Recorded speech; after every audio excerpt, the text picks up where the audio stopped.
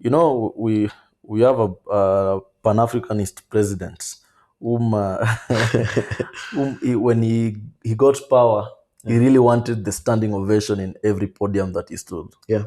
And it came a point that I really don't know which country in Africa applauds him right now, but it has been seen that people are distancing themselves from him Yeah. because he's doing what he's not saying and he's saying what he's not doing. Yeah. So whatever he's doing, he has whatever his ideologies or whatever his standings are, people are not with him. And we find that the president of Tanzania, Mama Suluhu Hassan, she was among the invited.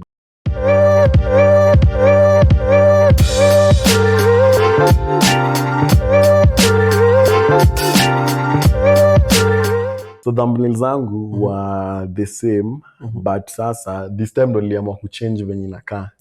So ya hii episode umeona venye the previous one umeona ilikuwa different. Yeah, ilikuwa different na hizo zingine. Hizo zingine nilikuwa najaribu ku maintain a specific template.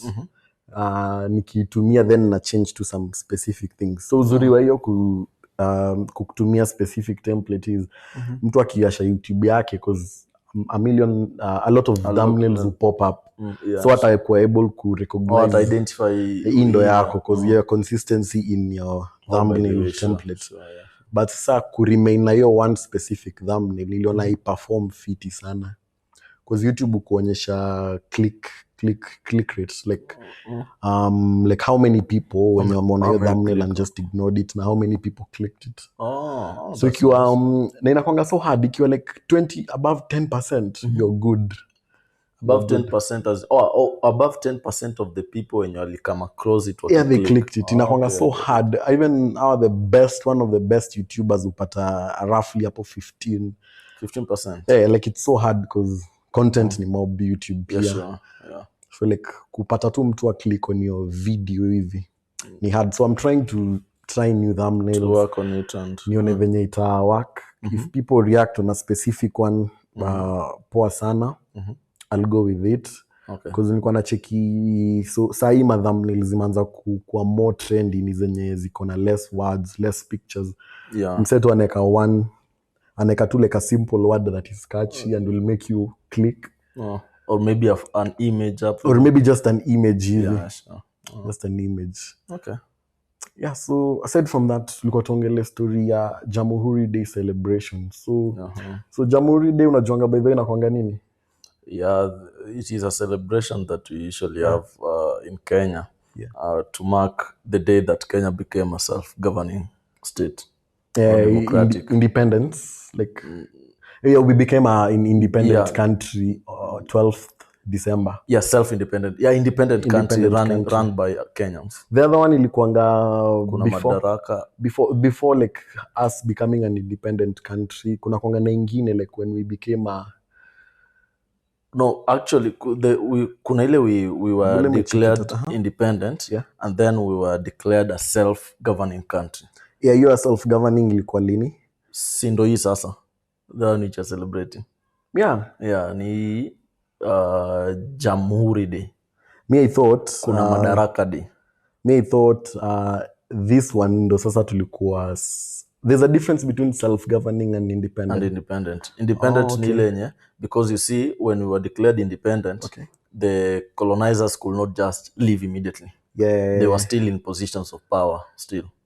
So there was that transition from colonialism to now the Kenyan government. And we now became self-governing through Jamhuri. But Madaraka, I think, is now when we were declared independent. Madaraka ilikuwa declared independence. By the way, kuna a different ideology like how Kenya got independence.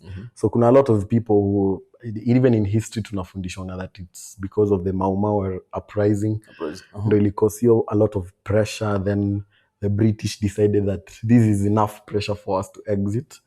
But for me, we take it from a different perspective. It was just them deciding to leave because of specific. It wasn't like an uprising and we won. Okay. Yeah. Okay, we can say that was among the reasons, because we cannot really point at one thing. Yeah. We see that for us gaining independent, we will say that our forefathers went into the forest and they fought for it, which is true. They fought. Yeah. And also you find that many African countries, we are not the first African country to gain independence. There were several other African countries who got it before us. And you see, after World War II, now this is something I think I saw it. After World War II, the world was now kind of struggling because they really used a lot of resources in fighting. And now the British government saw it was it was expensive for them to run colonies. Yeah, to run colonies. And so it was wise for them to leave.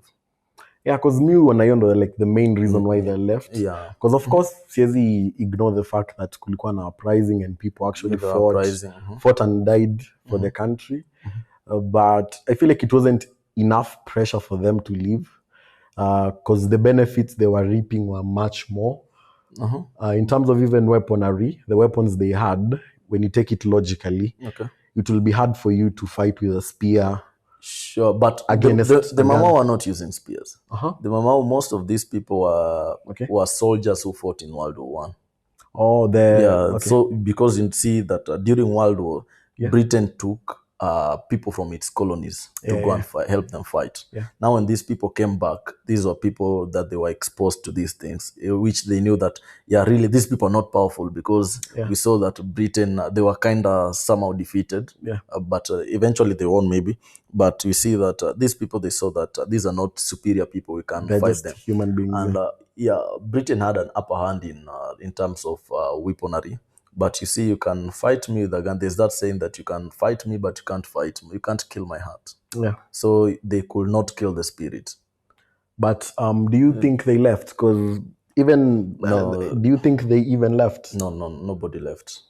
Because their presence went. Yeah. But their rule remained. Yeah. Because we now call it a neocolonialism. Yeah, it's more of neocolonialism, because we cannot really do anything without depending on them. Yeah. Yeah. We'll seek their advice, we'll seek their help, we'll just do everything depending on our colonizers. Because we'll probably just go back and depend on them. Like they left our setup for us to continue depending on them. Yeah, sure. And even most part of it, so of course kuna a lot of people who argue differently, history us being left in a situation that we are just meant to be poor as a country. So some people blame it on the white man, but the black man played a bigger role. So as we are also talking about Jamhuri Day, so that day, they literally left everything to the black man. Yeah, they almost everything. Almost everything. And the black man, once our country started, it started on the basis of corruption. Like the forefathers of the country, the founding fathers, started the country on a foundation of corruption. Like even with land. Yeah, sure. Like the foundation of the country was started in a bad way. And that one was on the black man's will to do it that way. Though true that it was on the black man, but it is now evident that this is the nature of man. Yeah. That in everything that man does, he will want his self-interest first. So in as much as we say the white man was interested in whatever he wanted. He took it, he got it, he went away. He left it to the black man, and now the superior black man. Because even during the times when the white man were still here, we are told stories that it was our own chiefs selling us to those people. Yeah. So it is just general. Maybe we can say it is the nature of black man to betray himself, to betray his people, or the nature of human beings to just go after their own self-interest. Yeah. So and they were going after their own selfish interest at the expense of our country now, because you see that the founding fathers, they really had good ideologies that we want the three U's: ujinga, umaskini na ugonjwa. Yeah, they wanted to chase away poverty. They wanted to chase away illiteracy and sickness. Because you see, it was a good idea. If they really thought that, they could have almost dealt with a big problem of society. Yeah. But up to date, none of them has been achieved halfway. Yeah, most of the things, like if any of the freedom fighters came back, they will be really disappointed. And when I say freedom fighters, I'm talking about the people who went to... Who really fought for the country and put their lives at risk. They will really be disappointed at what they'd find. Yeah. Because they'd find a country that's still dependent on the West. And everything that they had fought for is just put in waste. Yeah. Yeah, actually, it is really a shame. We always say there's a kuna hii song nani Nyashinski aliimba that when akina Tomboya, when they rise, they will wish to go back. Inaitwa tujiangalie. Yeah, tujiangalie. Actually, we were left, and now they say that Kenyatta gave us the cow. Inasemanga aje, Kenyatta alitupea ng'ombe. Okay. Moi akakuja maziwa. Moi akatupea maziwa. Yeah. Kibaki akafanya nini? There's something they did, but sasa wanakuja wanasema the final person ni kama amechukua ng'ombe pamoja. He has taken everything. And so it is such a shame that we are, in as much as we are progressing in certain areas, the three core foundations, the three ideologies that were put into place, we are not really achieving great in terms of those things. Though in some areas tunaweza sema it's trying, the governments that have been there, they have done something in certain areas. Yeah, so generally they have failed, but specifically in certain areas wamejaribu. Yeah, so bado tukiongelea the story ya Jamhuri Day, so ilikuwa on 12th December. By the time we're shooting it, ilikuwa on Tuesday. Yeah, Tuesday. Yeah, so the president ali speak a couple of things on his presidential speech during the Jamhuri Day celebrations. Zenye I wanted us to talk about. One of them being now the visa-free entry. Actually, it's not one of them. It's just the significant one. It's just a significant one. The others were just... So one of the things he said is, we are doing well as a country economically. We are not. We are doing well in terms of debt. We are not doing well in terms of debt. Yeah, we're not completely bad. Everything he said, they were just irrelevant to what is happening in real life. So I just ignored them. The only thing that people might speak about maybe the issue of visa. That move. Okay, he said that we'll have visa-free entry to Kenya for African countries. Yeah, visa-free entry. Yeah, it will be for African countries. It wasn't for international? Not the whole world. Okay. It is for African. I would have I kind of support it because it's mostly aiming African countries. Africanity. Yeah, that Africanity and Pan-Africanism. You find that if there's that free visa coming into Kenya, we should not restrict ourselves. Because the one of the things he said is that the people who brought these visa things were the Europeans. And for them, in the European Union, you can move freely without visa requirement. That visa is only imposed on us, mostly us Africans. We need that visa to go into those countries. And having input the EU measure visa, I find that we are benefiting those countries more than benefiting ourselves. Jutapata una apply visa, you pay for it, unyimwe visa, that money is not refundable. So, and hiyo kunini visa, I can see it. Okay, it is an advantage that there is no restriction into coming to Kenya. But who will wish to come to Kenya? But there are people who want to come to Kenya. There are countries which are doing bad.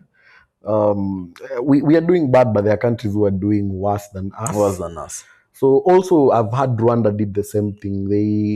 For them, it's already passed. So any African can go there visa free. But of course, kuna the benefit of Africanity, but kuna the disadvantage of the money we used to collect in terms of visa fees. Actually, I would say that he could have fought that issue of African free trade area. Why fight it more than East or in a visa? Because still Africa, we do not have a free trade. Okay, even though this is maybe a bilateral agreement between countries, but I saw it in the AU wanted I've forgotten the name, but kulikuwa na that resolution that we have an African free trade, and I never knew if it was ever implemented because bado wanaona tariffs zinakuwa. Or the same way we have an East African free trade. Yeah, the same way we have an East African free trade zone. We should have that as Africa as a continent. Or the whole Africa we have. You can trade freely. So nini ya visa, by the way I saw it, and after I've seen unapata coming to Kenya, okay, people should come, but there's one disadvantage that I see with it. You find that we might be a hub for criminals. Yeah. Because maybe someone might do whatever he wants to do in whichever country he is, and then he'll fly to Kenya, or he'll come to Kenya. And another thing, we know that Kenya, we are bordered by Somalia, which has been in a civil unrest for a very long time. Yeah. Now eliminating the aspect of visa requirements. I know Somalians or not the people from Somalia are not required to have visas, but you find that we should now strengthen our border security. Yeah, because it will be quite worse since visa-free entry means anyone can come. Anyone can come. It's just an open country that anyone can come. Yeah. And his thinking is it will attract tourists into the country. But African tourists. But the people, even forget about the issue of African tourists. The people who will come to spend in the country can afford the visa and with the visa fee. Yeah, sure. So it won't be something big for the big spenders who we want them to come. Yeah, most people, you find that if, let's say for me, if I hear another country is removing that thing of visa, I'll be interested in looking for opportunities in that country. Yeah. They have much to offer than I have much to offer. Yeah. So for Kenya, giving out, removing that visa requirements, maybe it's to some investors, but I don't know which investor will come to Kenya because the visa requirement was stashed out. I don't think it will encourage investors or even tourists. But we can say it's a leap of hope. It's a leap of hope, maybe, or a leap of faith. But what do you think will happen once our country is free for literally any Tom, Dick, and Harry to enter? Because what I'm thinking is there'll be a lot of immigrants who will come here from those countries which are doing worse than us, and they will overpopulate the country. Yeah, but they won't. Of course, the country is already not having a lot of job opportunities. It's not a country that you can say if we have a lot of people to come, they will increase our labor force. We are already struggling to provide jobs for the existing labor force. For the existing labor force. So a lot of people will come. But for me, maybe I can say, let them come, and we as Kenyans, we move out then. Because we entrusted the government to give us jobs, and they have trusted other governments to look for jobs for us. So let the country open its borders. We eliminated that aspect of visa requirements. We as Kenyans, we fly out to other countries, and then we'll countries to our fellow Africans. Then we'll come back the Jew way. Yeah, we'll come back the Jew way. I had someone say, like, the solution for Kenya is for us just to exit the country, go look for opportunities, and come back to Kenya with a lot of money, with a lot of power, and we change our country in terms of leadership. Because the people who have the money, which are the so-called deep state, are the ones who can control the leadership of a country. The leadership of a country. So once majority of people leave the country and they come back here rich and wealthy and powerful, and they control... Money controls, yes. Yeah, and money controls. They control whoever takes power of Kenya, and they make sure that anyone who isn't with the vision of changing Kenya is out through their power and influence. I don't know if that can happen, but if it can, it's like the Somalis who have come here, and most of them are doing quite well. Sure. Once they establish themselves and decide to go back home and change home, it will be quite easier than if they stayed in their hostile environment and tried to change home from home. Yeah, you cannot change home from home. And sometimes it just needs you to talk and block. Away from home to change home. Yeah.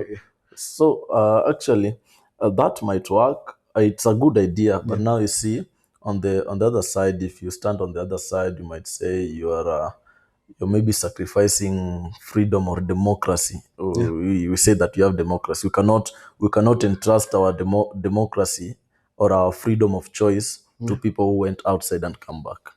Because they don't understand how the country is. Not even the way we have defined our country. We've said that our country maybe is one of the most progressive countries in the world in terms of democracy. Yeah. And if you want people to really go out, and those people that have money, we see that there's in every society, there's always an uprising of people who have and those who don't have. Yeah. So if you want them to go and have money, at the end of the day, we would have solved one problem and created another one, because we will now have that social gap whereby they now see themselves as demigods.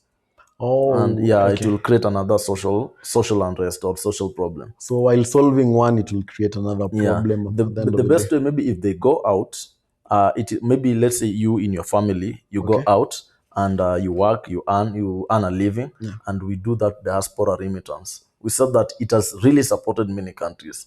Because even in Kenya, diaspora remittance is one of the factors that our economy is still kind of standing. Yeah, mostly in terms of, we said it even in the other episode, mostly in terms of the dollar. Yeah, mostly in terms of the dollar. It's stabilizing our foreign reserves and foreign exchange. And we find that at the end of the day, here in Kenya, the jobs that you find outside, we all know that they're better paying than the trash we have here in the country. True.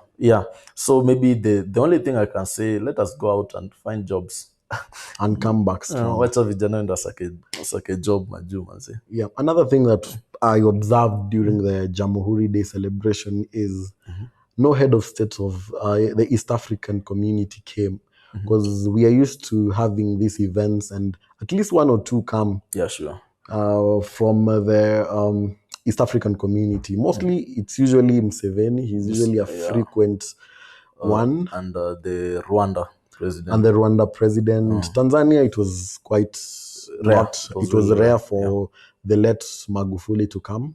So what do you think was the reason why they didn't come? There are among other reasons, but we see that, we have a Pan-Africanist president whom when he got power, he really wanted the standing ovation in every podium that he stood. Yeah. And it came a point that I really don't know which country in Africa applauds him right now, but it has been seen that people are distancing themselves from him because he's doing what he's not saying and he's saying what he's not doing. So whatever he's doing, whatever his ideologies or whatever his standings are, people are not with him. And we find that the president of TZ, Tanzania, Mama Suluhu Hassan, she was among the invited guests, and she'd never made it to come. She said that kulikuwa na certain reasons. The northern part of Tanzania has been affected by floods, so she was busy repairing home. Because do you know how easy it is for the East African presidents to come here? How fast, easy, and convenient it is. Yeah, it's so fast and easy. I don't know. I really don't know why we are kind of isolated in some way. I feel Kenyans now feel that Kenya is isolating itself or is being isolated. People do not want to associate themselves with the leadership of this country, because since this reign or since this government took power, there's been sudden change in how things are working. Because people are saying he's more pro-West than he's more Africanity, Pan-Africanist, whatever. So people think he's more pro-West, and most African presidents... Africa is against pro-West. Is against pro-West, strongly against it. Another reason why I think, because Museveni has been a frequent one. Yeah, and but have you noticed, very close friend to him. And a very close friend. But have you noticed since the LGBTQ amendments, he hasn't left the country? No, he left to the Russian summit. Yeah, of course. There was a certain Russia summit that he went to. Because he attended the Russian summit. Yeah, he attended it, which our president never attended. Yeah, but he was invited. He was invited, but he never went. He didn't even send a representative. Yeah, nobody was there. That clearly shows our stand.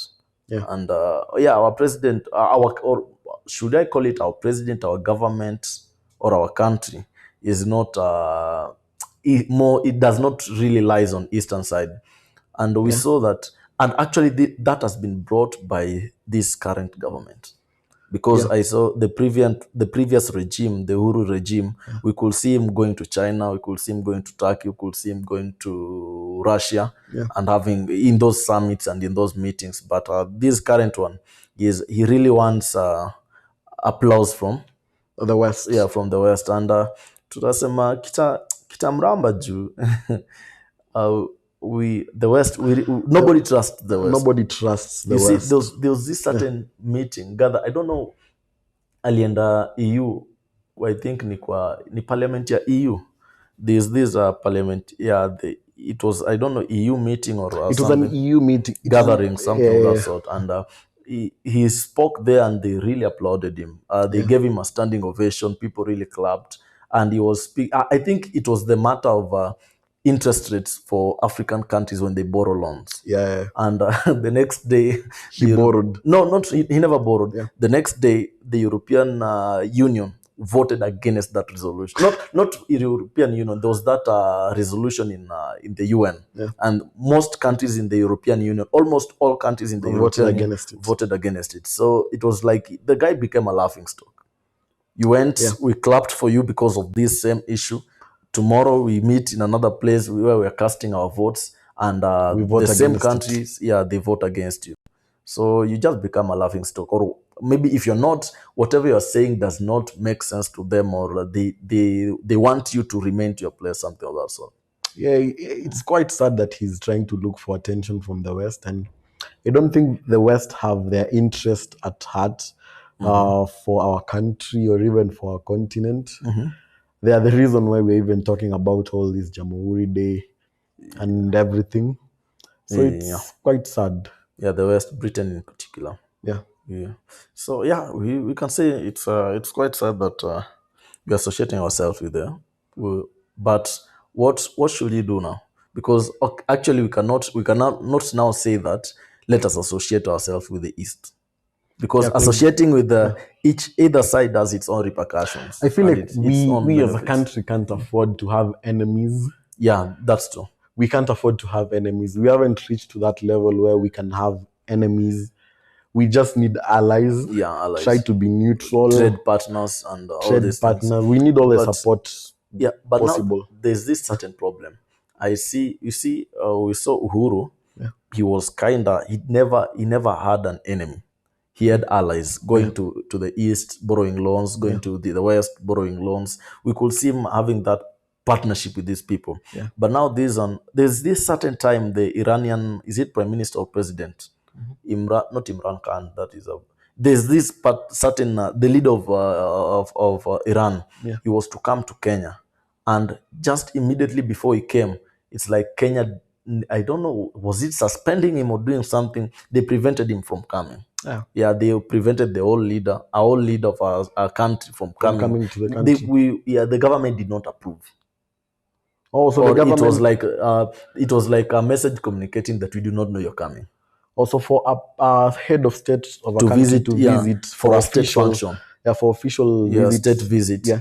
Because, and I know, I'm quite aware, because there is no way that our old president of Iran wanted to come to Kenya, and he never gave notice. He never gave the ambassadors. Of course he did. Yeah. So it was a way of ignoring him, because we cannot expect our whole government to not know that this particular person is coming, and that particular country has an embassy in Kenya. Yeah. And we also have an embassy. And do you feel like, because it's either you are for East or West, so do you feel like the Easterners are for Africa? Because I've seen nobody is for nobody. Because I've seen now China, Brazil, South Africa, the BRICS are joining in together, and one of them will probably become might become the next superpower. And even if they become the next superpower in that utopia world, do you think they will be pro-Africa? Look at the Chinese. We owe them a lot of money.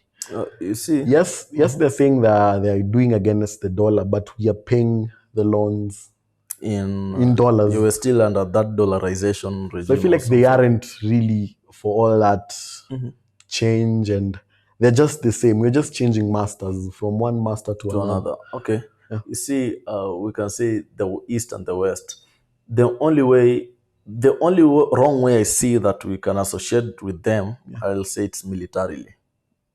But if it is in terms of economic-wise, trade-wise, business-wise, why should I associate with let's say, for example, why should I associate myself with the US in terms of, let's say, importing vehicles? Okay. In the US, we all know that American-made vehicles, they're kind of poor performing than, let's say, for example, China. Okay. Or why should I import chips from US, microchips from US, and I can import them from China at a cheaper price, and affordable, and they're kind of working. Yeah. So in those terms, I'll say that let's associate ourselves where we'll benefit, where we have mutual benefit. So if let's say we exporting most of our coffee to the West, in UK and those countries, let's associate with them that way. You see, even in the BRICS, they're saying that they are against the West. You find most countries in the BRICS, it's not like they are in really good terms. You find among the countries in the BRICS is India. India and Russia, not India and Russia, India and China are in constant conflict. Yeah, they're in constant conflict. The previous one, it happened. When did they have a clash? Was it in 2021? It was 2021. 2021. They have had some constant clashes, which it almost escalated into an all-out war. So these countries, they are only after their own self, where they benefit. And I think that's what we should aim for, because China is seeing that we can benefit from India in this particular area, and the same happens to India. You see, India, it is in a certain security block with the US. Is it transatlantic? Something transatlantic security. It's more of a trade. Not a trade. It's like how do you call it? The West. There's this particular group. That organization that Ukraine wanted to join. Ukraine or NATO? Yeah, it's like more like NATO. Okay. The transatlantic. Is it trade or something? But it is a trade and security. Oh, okay. So yeah, there are 8 countries together. You see, India is in touch with the US, and now India is also with China in this other area. Russia and US, they're great enemies, but in the space exploration industry, Russia works with the US. Yeah. So US in an area where the US is seeing will benefit from Russia in the how do you call the International Space Station. It is mostly Russia's crucial components or crucial knowledge. So the US is partnering with Russia. And wanasemanga nini ndovu wawili ama fahali wawili wakipigana ni nyasi ndo inaumia. Yeah, nyasi ndo inaumia. So we as Africans, we see whatever US is doing to Russia is bad, whatever Russia is doing to US is bad. You want to side. You should just do not be bothered about the war that is going on or the conflict that those people are having. Just mind your own business. We should just look for our own interest, like them. Yeah, and look for our own interest. Our problem is not minding our business. Tunapeleka mapua yetu kwa other people's affairs. So we should just focus. We have a hunger problem. Let us focus on hunger problem. The war going on, how will it help? Okay, it will affect us, but let us not involve ourselves actively into that. Into that particular. The same way we did to the Ukraine-Russia conflict. I really congratulated most Africans the way they behaved. No African country said, Russia, what you're doing is bad. No African country said, Ukraine, what you're doing is bad. We minded our own business. Yeah, we minded our own. And that's the trajectory that I think we should aim for. Yeah, that being said,